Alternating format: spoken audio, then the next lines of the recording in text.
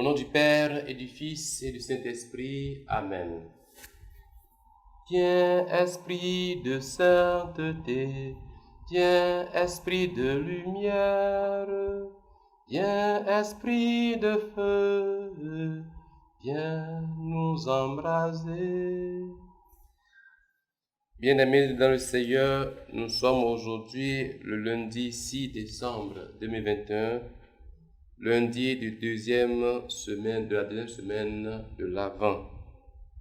Et en ce jour, l'Église nous propose l'Évangile selon Saint Luc au chapitre 5, versets 17 à 26. Écoutons. Un jour que Jésus enseignait, il y avait dans l'assistance des pharisiens et des docteurs de la loi venus de tous les villages de Galilée et de Judée ainsi que de Jérusalem. Et la puissance du Seigneur était à l'œuvre pour lui faire opérer des guérisons. Arrivent des gens portant sur une civière un homme qui était paralysé.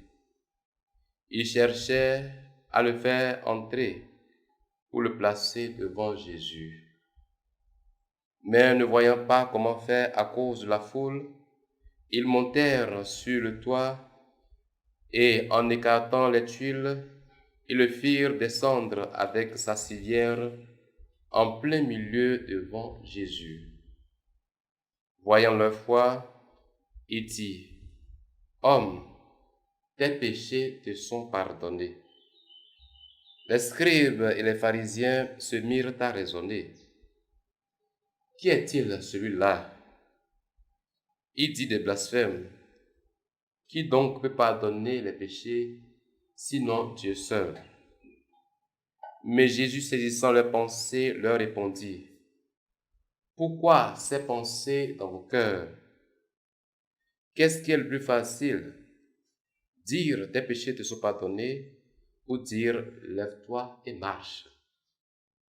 Eh bien, afin que vous sachiez que le Fils de l'homme a autorité sur la terre pour pardonner les péchés, je te le dis, lève-toi, prends ta civière et retourne dans ta maison. À l'instant même, celui-ci se leva devant eux, il prit ce qui lui servait de lit et s'en alla dans sa maison en rendant gloire à Dieu. Tous furent saisis de stupeur et rendaient gloire à Dieu. Remplis de crainte, ils disaient, « Nous avons vu des choses extraordinaires aujourd'hui. » Acclamons la parole de Dieu. Louange à toi, Seigneur Jésus. Aujourd'hui, nous avons vu des choses extraordinaires, disaient tous ceux qui étaient dans la maison où Jésus a guéri le paralytique. Effectivement, ils ont vu ce qu'annonçait le prophète Isaïe. Un bonheur sans fin illuminera leur visage. Ce bonheur est celui d'être réconcilié avec Dieu. Mais la question qui est au cœur de l'Avent est celle du moment de la réalisation de ce monde de prospérité. Quand verrons-nous cette ère de paix à laquelle nous aspirons tant? Quand est-ce que l'eau jaillira dans nos déserts? Telle quelle, la question de cet avènement est incomplète.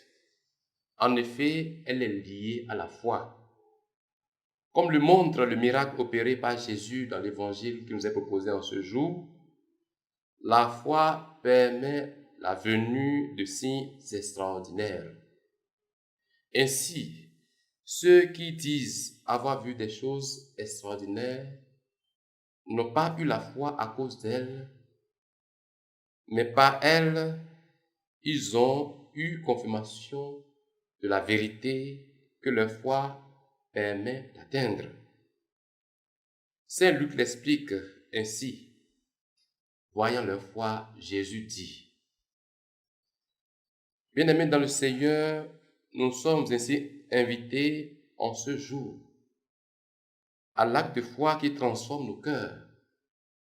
qui transforme nos vies et nous rend artisans du monde de paix auquel tous nous aspirons.